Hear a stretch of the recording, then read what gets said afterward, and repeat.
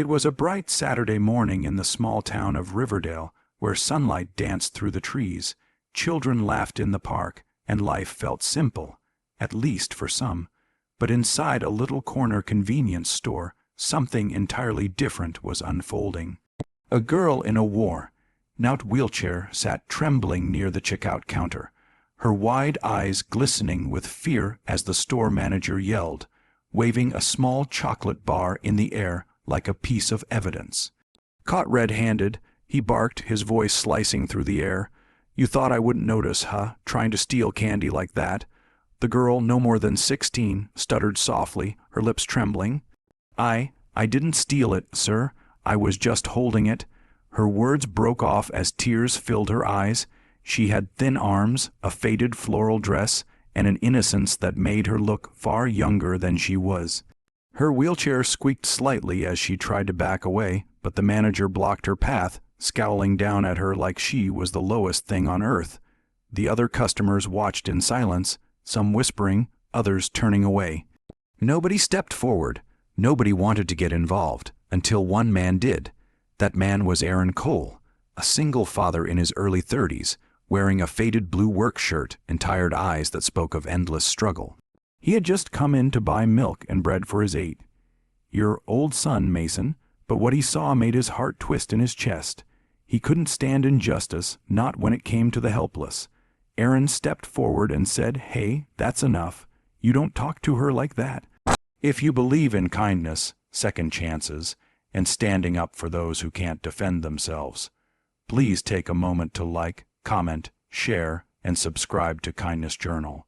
Your support helps us spread more stories that restore faith in humanity." The manager turned to him, annoyed. "Sir, this is none of your business. This girl was caught stealing." Aaron's gaze softened as he looked at the girl. "Did you take it?" he asked gently. The girl shook her head, tears spilling down her cheeks. "No, sir, I didn't. I just wanted to look at it. I haven't had chocolate in a long time." Something inside Aaron broke at those words.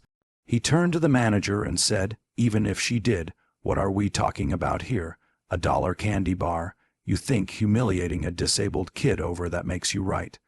The manager's face reddened. "It's about principle, principle," Aaron replied firmly. "Then maybe you should learn what real principles are. Compassion, empathy, humanity." The store went silent. Customers began murmuring, their shame mirrored in their faces. One woman quietly left money on the counter for the candy bar. Another placed $1 beside it. Aaron knelt down in front of the girl. "It's okay," he said softly. "You didn't do anything wrong." He gently placed a few more snacks in a small bag and handed it to her. "These are for you." The girl's voice quivered. "Thank you. Thank you so much, sir. I'm sorry. I didn't mean to cause trouble." "You didn't," he said. "The trouble was already here. You just showed it to us."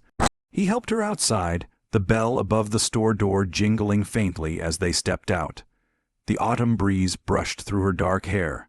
She introduced herself quietly. "My name's Isla." Aaron smiled. "I'm Aaron. You're safe now, Isla." He noticed her wheelchair was old and rusted, one wheel squeaking with every turn. Her hands were rough, her clothes worn thin. "Do you have someone to help you get home?" he asked. She hesitated, looking away. "My house isn't far. I live with my aunt, but she's not around much. I try not to bother anyone." Aaron frowned but didn't pry. Instead, he pushed her wheelchair down the sidewalk as they talked.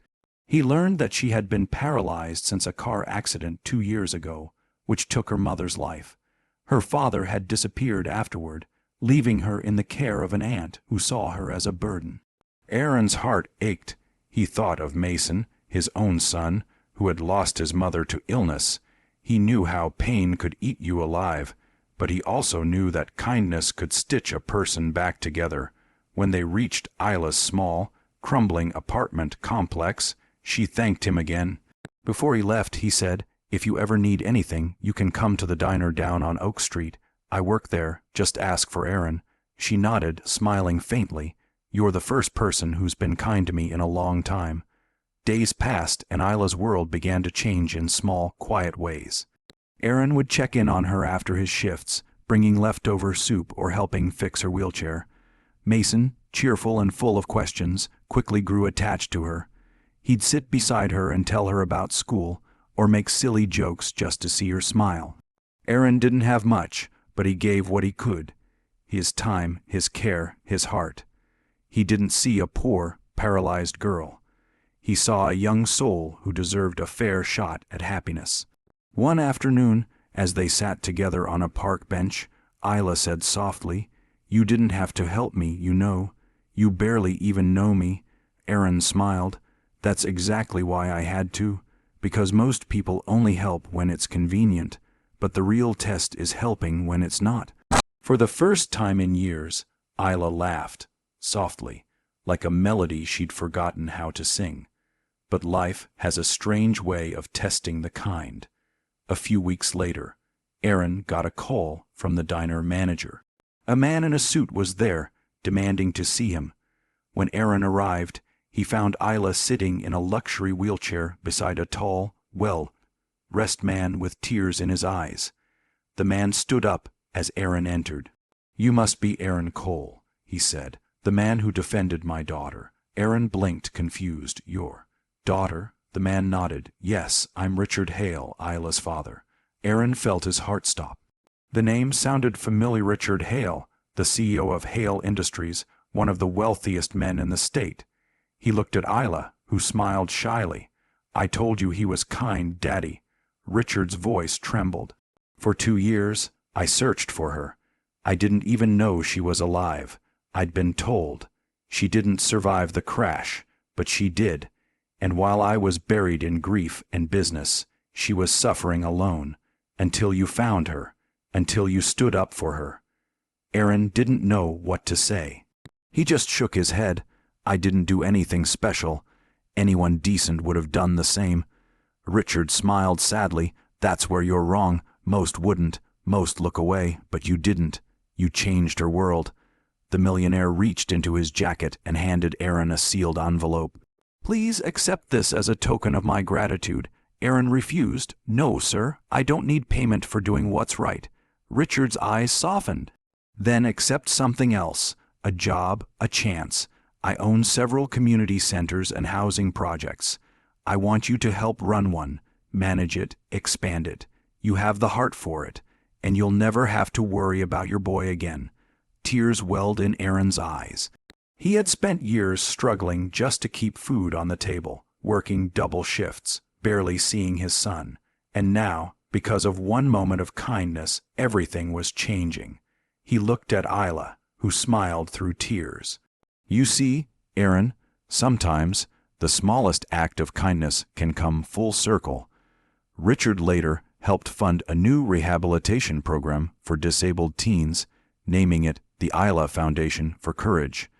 Aaron became its director. Mason often visited after school, playing with the other kids. Isla, through therapy and technology, began to regain slight movement in her arms. Months later, during the foundation's opening ceremony, Isla rolled onto the stage to speak. Her voice was strong but filled with emotion.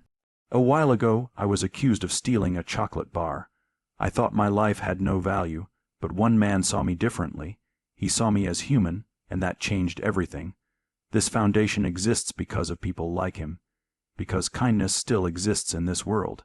The crowd rose in applause, some wiping tears from their eyes. Aaron stood at the side, holding Mason's hand, feeling more pride than he ever had in his life. After the event, Richard placed a hand on his shoulder. "You didn't just save my daughter, Aaron. You saved me too." Aaron smiled humbly. "We all just need someone to believe in us once in a while." That night, as the sun dipped below the horizon, Aaron walked home with Mason, feeling the crisp evening air against his face. For the first time in years, he didn't feel the weight of struggle, just gratitude. If this story touched your heart, please like, share, and subscribe to Kindness Journal. Let's fill the world with stories that remind us why compassion still matters. Special request, in the comments, write "Kindness always finds a way" if you believe that one small act of goodness can change someone's entire world.